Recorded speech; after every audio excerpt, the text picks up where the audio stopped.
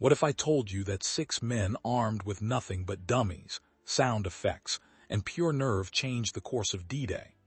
On the night of June 5, 1944, Lieutenant Frederick Fowls and 5 commandos jumped into darkness over Normandy with 200 fake paratroopers, and a mission so insane it could only be real.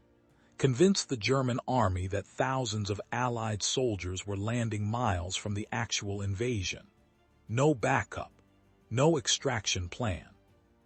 Just deception, danger, and the fate of the world hanging in the balance. If you want to hear one of the most unbelievable true stories of World War II, hit subscribe right now. Write in the comments which city, state, or country you are watching from, and stay with me until the very end. Because what happened next is stranger and more terrifying than any Hollywood script. The aircraft bucked through turbulence at 3,000 meters above the black coastline of France.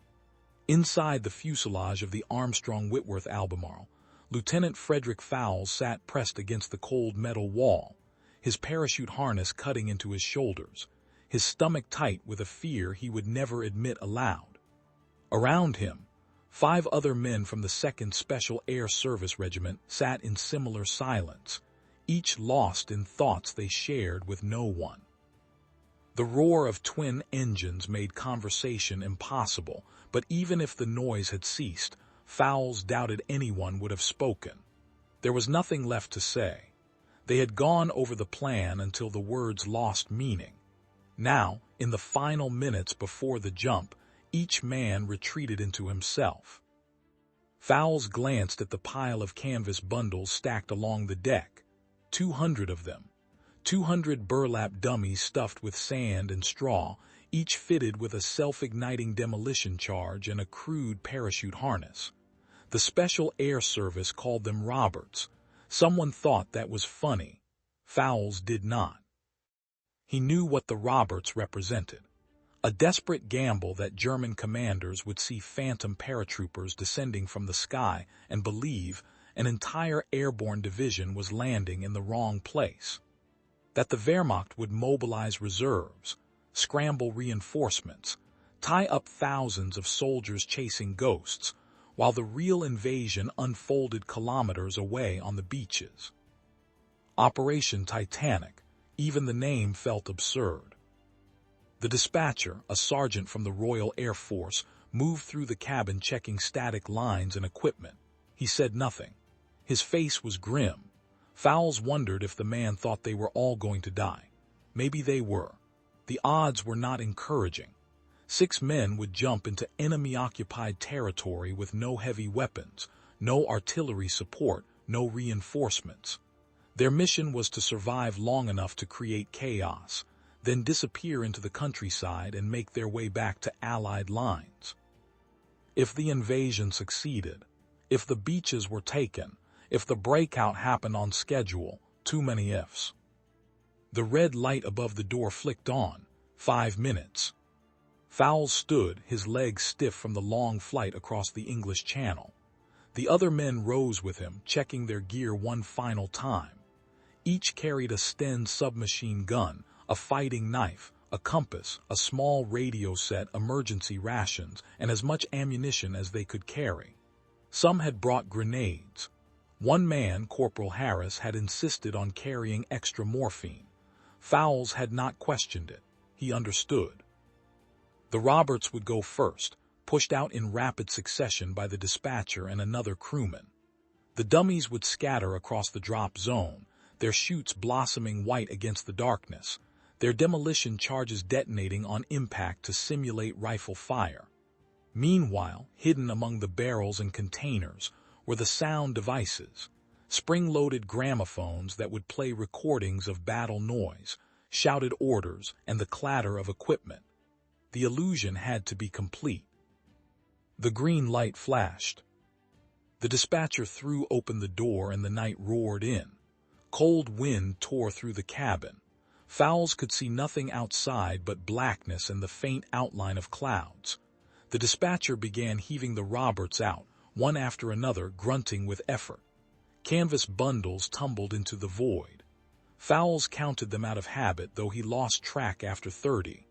They kept going, the pile diminishing, the wind howling, the engine screaming. Then it was his turn. Fowls stepped to the edge, gripped the sides of the door, and launched himself into the night. The slipstream seized him, spinning him violently before the parachute canopy cracked open above his head. The jerk of the harness knocked the wind from his lungs. He gasped, orienting himself in the darkness. Below, he could see the pale mushrooms of parachutes drifting downward. Some were Robert's, some were his men. He could not tell which. The ground rose up faster than he expected. Fowls hit hard, rolling instinctively to absorb the impact. Pain shot through his ankle, but he forced himself upright, collapsing the parachute and dragging it into the shadow of a hedgerow. His hands were shaking. He fumbled with the buckles of his harness, finally tearing it free. He pulled his Sten from its case, checked the magazine, and chambered a round. The metallic click sounded obscenely loud. Around him, the night erupted. The demolition charges on the Roberts began detonating with sharp cracks that echoed across the fields. Fowls heard the gramophones start up, their scratchy recordings of gunfire and shouting drifting through the darkness like the voices of ghosts. It sounded real. It sounded like an entire company of paratroopers was deploying across the countryside. Fowls felt a grim satisfaction. The deception was working. Then the German flares went up. White phosphorus bloomed overhead, casting everything in harsh, shadowless light. Fowls pressed himself into the base of the hedgerow, his heart hammering. He could see the Roberts now, scattered across the field, their canvas bodies sprawled in grotesque parodies of death. Some still hung from trees, swaying gently. The demolition charges continued to pop and crack, irregular and convincing. The gramophones wailed. In the distance, Fowls heard engines, trucks, motorcycles. The Germans were responding exactly as planned. He heard shouted orders in a language he did not understand, the clatter of boots on cobblestones, the whine of vehicles accelerating. The flares kept coming, one after another, illuminating the countryside in surreal flashes. Fowls stayed frozen, barely breathing, praying that the shadows were deep enough to hide him. One by one, his men found him. Corporal Harris arrived first, materializing out of the darkness like a spirit. Then Private Mackenzie, then Sergeant Caldwell. The others followed. By the time the last man reached the rally point, dawn was less than 2 hours away. They had all landed within a few hundred meters of each other. A small miracle. Fowls gathered them in a tight circle, speaking in whispers barely audible over the distant sounds of German activity. The plan had been to observe the enemy response, then withdraw immediately and begin the long trek back to Allied lines. But as Fowls listened to the chaos unfolding across the countryside, he realized something was wrong. The sounds of battle from the coast were not what he expected. There should have been the rumble of naval bombardment, the roar of aircraft, the sustained thunder of an amphibious assault. Instead, there was only sporadic firing and an eerie, unsettling quiet. The invasion was not going as planned. Fowls made a decision that would define the next 28 days of their lives. Instead of withdrawing, they would stay. They would continue the deception, expand it, turn themselves into a persistent threat that the Germans could not ignore. They would become the phantom army that high command believed was out here. They would make the lie real. The men stared at him. No one argued, they understood. As the sun rose on June 6, 1944, Fowls and his team moved deeper into the Normandy countryside. They avoided roads and villages, staying to the hedgerows and tree lines that divided the ancient Norman bocage into a patchwork of natural fortifications. The terrain was a labyrinth of sunken lanes, dense thickets, and stone walls older than memory. Perfect for hiding, perfect for ambush. They spent the first day watching German units redeploy. through binoculars scavenged from a supply drop intended for French resistance fighters, Fowls observed entire companies of infantry marching away from the coast, moving inland to search for the paratroopers they believed had landed. Armored reconnaissance vehicles prowled the roads. Motorcycle couriers raced back and forth.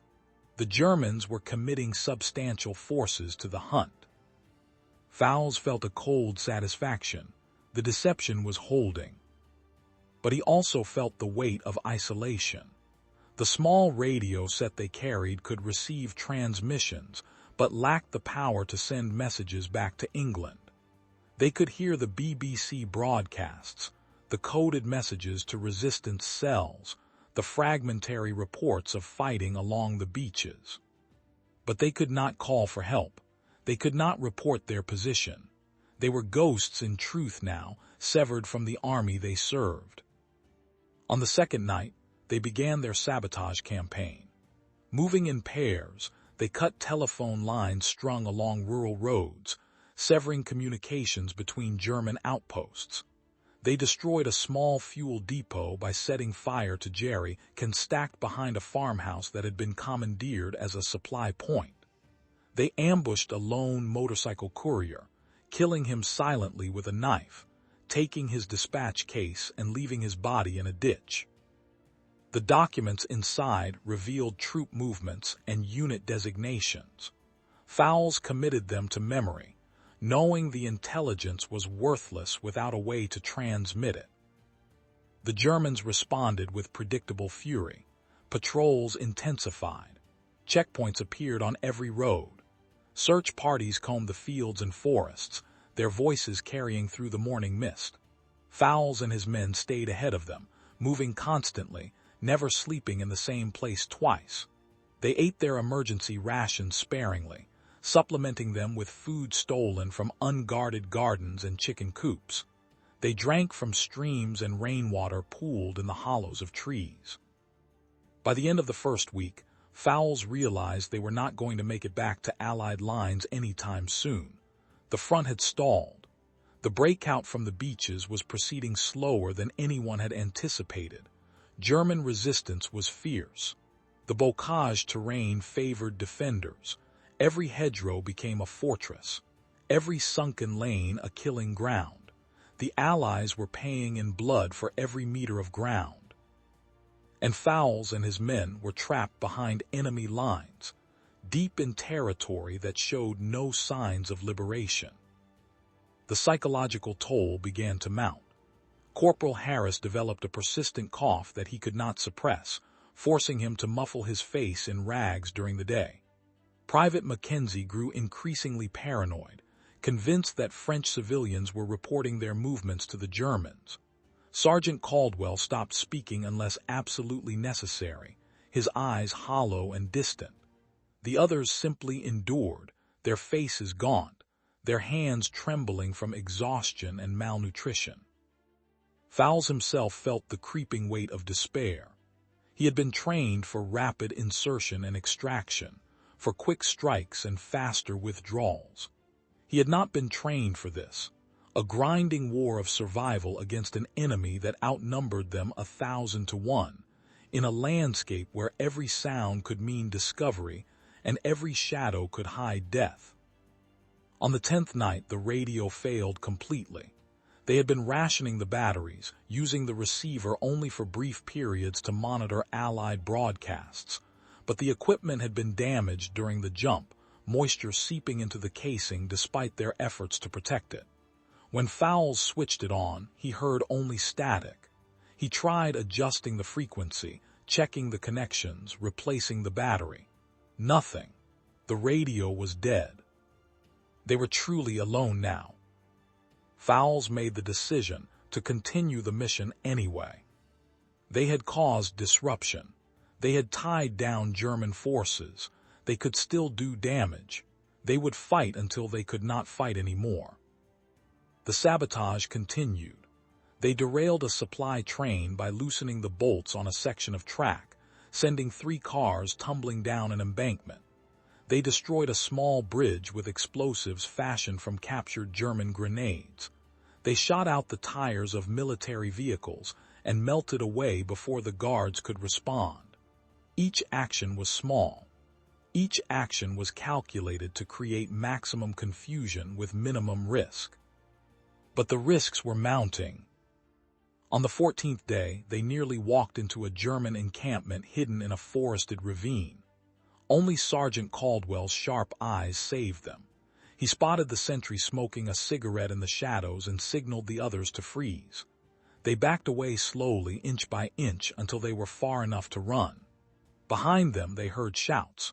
The alarm had been raised. They sprinted through the woods, branches tearing at their faces, roots threatening to trip them with every step. The Germans pursued, their voices growing louder. Fowls could hear dogs barking. They lost the pursuit by wading through a shallow river, the cold water numbing their legs, the current tugging at their boots. They emerged on the far bank shivering and soaked, collapsing in a thicket of brambles that tore their uniforms and skin. For an hour they lay silent, listening to the Germans searching the opposite bank. Eventually, the sounds faded. The pursuit had been abandoned. But the close call shook them. They were getting sloppy. Fatigue was making them careless. Hunger was slowing their reactions. They needed rest, but rest meant vulnerability. They needed food, but foraging meant exposure. They were caught in a trap of their own making. By the third week, illness had joined exhaustion as their constant companion. All 6 men suffered from dysentery, their bodies racked with cramps and fever. They could barely walk, let alone fight. Fowls knew they were approaching the limit of human endurance. He could see it in their faces, in the way they moved, in the defeated slouch of their shoulders. On the 21st day, Private Mackenzie disappeared. They had taken shelter in an abandoned barn, spreading out to cover multiple exits in case of discovery. When dawn came, Mackenzie was gone. No sign of struggle, no farewell, just an empty space where he had been sleeping. Fowls searched the surrounding area but found nothing. He did not know if Mackenzie had been captured, killed, or simply walked away. The uncertainty was worse than knowing. They were 5 now. The German patrols had become more sophisticated. The enemy was using trained tracker dogs, coordinated search patterns, and aerial reconnaissance. Fowls realized that the Germans had figured out something was operating in the area, even if they did not know the exact size or nature of the threat. The net was tightening. On the 24th day, they intercepted a German radio transmission using a captured field set. The message was fragmentary and heavily coded, but Fowls understood enough to grasp its meaning. The Allies had finally broken out from the beaches. American forces were pushing inland, advancing through the bocage despite horrific casualties. The liberation was coming. But it was still kilometers away. Fowls made a final decision. They would attempt to reach Allied lines. They would move southeast, toward the sound of the guns, toward the distant rumble of artillery that had become a constant background presence. It was a desperate gamble. The area between their position and the American advance was crawling with German troops falling back in disarray, setting up defensive positions, conducting fighting withdrawals. But staying where they were meant slow death from starvation and disease. They moved at night, covering perhaps 3 or 4 kilometers before hiding during the day. Progress was agonizingly slow. Corporal Harris could barely walk, his cough now accompanied by blood. Sergeant Caldwell was delirious with fever. The remaining 2 men, Privates Thompson and Ellis, were in better condition but still weak and disoriented. On the 27th night, they reached the edge of a small village that had been the site of recent fighting. Buildings were shattered, walls pockmarked with bullet holes, the streets littered with debris and the burned-out hulks of vehicles. Fowls could smell death on the wind. They skirted the village, moving through the fields beyond, when they heard the sound of American voices. They had made it. The American lines were less than 200 meters away, hidden behind a stone wall at the crest of a low hill. Fowls could see helmets silhouetted against the pre-dawn sky. He heard someone laugh, the sound shockingly normal after weeks of terror. Relief flooded through him, so intense it was almost painful. He signaled his men to spread out and advance slowly, hands visible, weapons lowered. They had to be careful. American sentries were jumpy, trained to shoot first and identify targets later. The last thing Fowls wanted was to be killed by friendly fire after surviving 4 weeks behind enemy lines. They had covered perhaps 50 meters when the German patrol emerged from a drainage ditch to their left. There were 8 of them, a Fallschirmjäger unit conducting a reconnaissance sweep. For a single frozen moment, both groups stared at each other in mutual shock. Then the shooting started. The Germans opened fire first, their Mauser rifles cracking in rapid succession. Fowls threw himself to the ground, rolling behind a low stone wall, returning fire with his Sten. The Americans on the hill heard the gunfire and joined in, pouring rounds toward the sound of battle. Bullets whined overhead from both directions. Fowls could not tell who was shooting at whom. Corporal Harris went down, hit in the chest. Sergeant Caldwell stumbled and fell, clutching his leg. Private Thompson was screaming something Fowls could not understand. The world had dissolved into noise and chaos, and muzzle flashes in the darkness. Fowls tried to shout that they were British, that they were Special Air Service, that they were friendlies. But his voice was lost in the storm of gunfire. He saw a German soldier charging toward him and shot the man twice, watching him crumple. Another German threw a grenade. Fowls heard the distinctive crack of the explosion, felt shrapnel tear through his left arm. Then American tracers were arcing over their position, hammering into the German patrol. The Fallschirmjäger broke and ran, dragging their wounded with them. The firing slackened, then stopped. Silence fell, broken only by the ringing in Fowls' ears and the sound of someone crying. American soldiers came down from the hill, cautious and alert, weapons trained on the crumpled figures in the field. Fowls raised his good arm, shouting his rank and unit. A young lieutenant approached, his face pale in the growing light. "Jesus Christ," the American said, "who the hell are you?" Fowls tried to answer, but his voice would not work. The adrenaline was draining away, leaving only pain and exhaustion. He looked around for his men. Corporal Harris was dead, his eyes open and unseeing. Sergeant Caldwell was alive but badly wounded, blood pooling beneath his shattered leg. Private Thompson had taken a round through the shoulder. Private Ellis was unharmed but in shock, staring at nothing.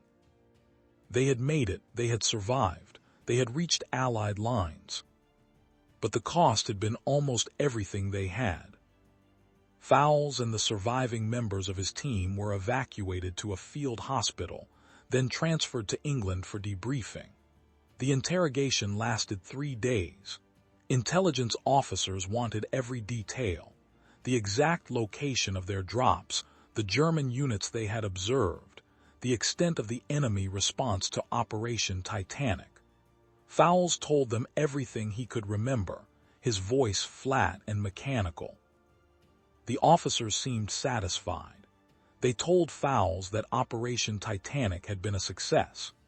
Post-action analysis showed that the dummy paratrooper drops had diverted an estimated 3,000 German troops away from the actual landing zones during the critical first hours of the invasion.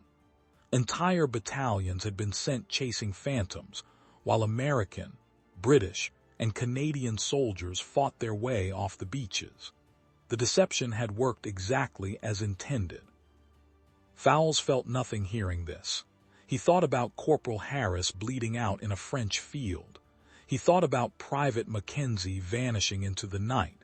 He thought about the 28 days of fear and hunger and exhaustion. 3,000 German soldiers diverted. Was that worth it? He did not know.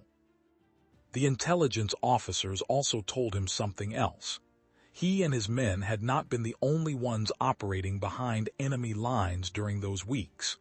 There had been other teams, other deceptions, other small groups of men creating chaos in the German rear. Some had been captured. Some had been killed. Some had simply disappeared.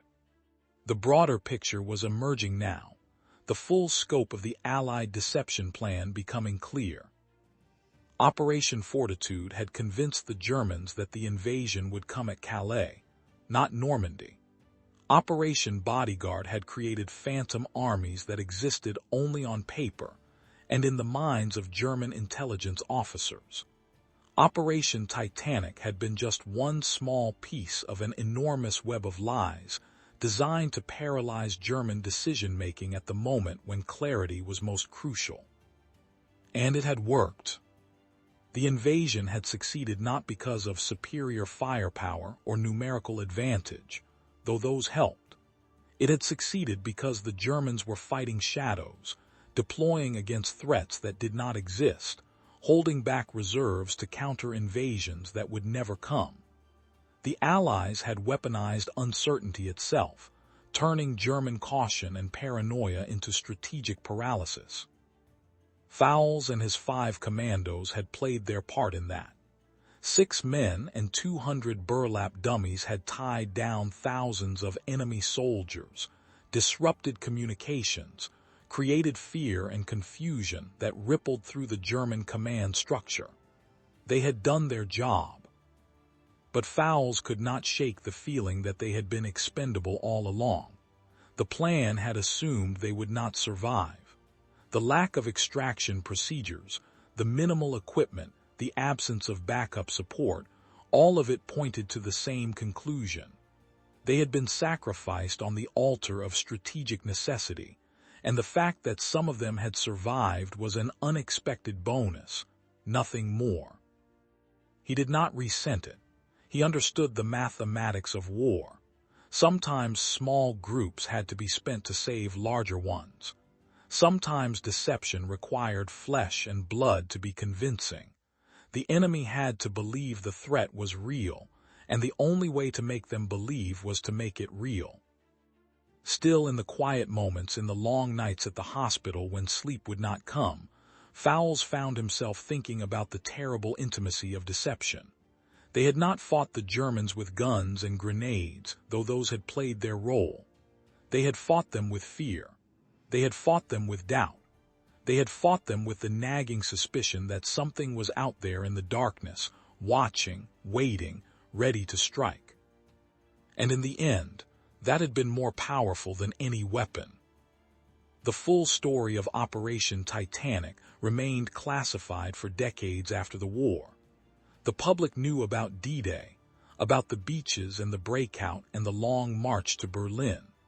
But they did not know about the phantom armies, the dummy paratroopers, the small teams of men who had jumped into the darkness armed with nothing but sound effects and courage.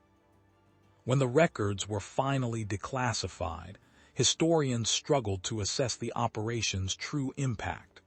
How many German soldiers had really been diverted? How much did the deception contribute to the success of the invasion? The numbers were debated, revised, argued over. But everyone agreed on one thing. The psychological effect had been profound. The Germans had been conditioned by years of warfare to expect the unexpected, to see threats everywhere, to prepare for contingencies that might never materialize. Operation Titanic had exploited that mindset perfectly. Frederick Fowls never spoke publicly about his experiences. He returned to civilian life, worked as a teacher, raised a family. He attended the occasional reunion of Special Air Service veterans, but did not seek recognition or medals. When asked about the war, he would say only that he had done his duty and that many others had done far more. He died in 1997, an old man whose greatest achievements were known to almost no one. At his funeral, a former intelligence officer gave a brief eulogy. hinting at classified operations and extraordinary service. But the details remained vague. The full truth stayed buried. In the end, Operation Titanic stands as a monument to a particular kind of warfare that has largely been forgotten. We remember the soldiers who stormed the beaches, the pilots who flew through flak-filled skies, the sailors who braved submarine-infested waters. We build memorials to their courage and sacrifice, and we should. But we rarely remember the deceivers, the illusionists, the men who fought with lies instead of bullets. We do not build statues to commemorate successful deceptions. We do not hold parades for operations that worked precisely because no one knew they were happening. Yet these operations mattered. They saved lives by making enemies waste resources chasing ghosts. They created opportunities by manufacturing confusion. They won battles before the first shot was fired, simply by making the enemy believe something that was not true. Frederick Fowls and his team paid the price for that kind of warfare. They endured weeks of isolation, fear, and suffering to maintain an illusion. One of them died. Another vanished. The rest were scarred in ways that never fully healed. But their sacrifice was not in vain. The invasion succeeded in part because thousands of German soldiers were in the wrong place at the wrong time, hunting phantoms in the Norman countryside while the real battle raged kilometers away. There is a lesson in this, though it is an uncomfortable one. Sometimes deception is more effective than force. Sometimes a lie told well is worth more than the truth spoken plainly. Sometimes the greatest victories are won not by those who fight the hardest, but by those who make the enemy fight against shadows. This is the forgotten legacy of Operation Titanic. 6 men and 200 dummies changed the course of history, not through heroism in the traditional sense, but through endurance, cunning, and the willingness to become ghosts in service of a larger truth. If this story moved you, if it made you think about the hidden costs of war and the strange arithmetic of sacrifice, I hope you will subscribe to this channel and like this video. Share your thoughts in the comments below. Do you think deception operations like this are justified in war? Should we honor the deceivers alongside the warriors? And please, write in the comments which city, state, or country you are watching from. I love hearing from viewers all around the world. The stories of World War II are vast and complex, and there are so many more like this one, waiting to be told. Thank you for listening. Thank you for remembering. These men deserve to be more than footnotes in history.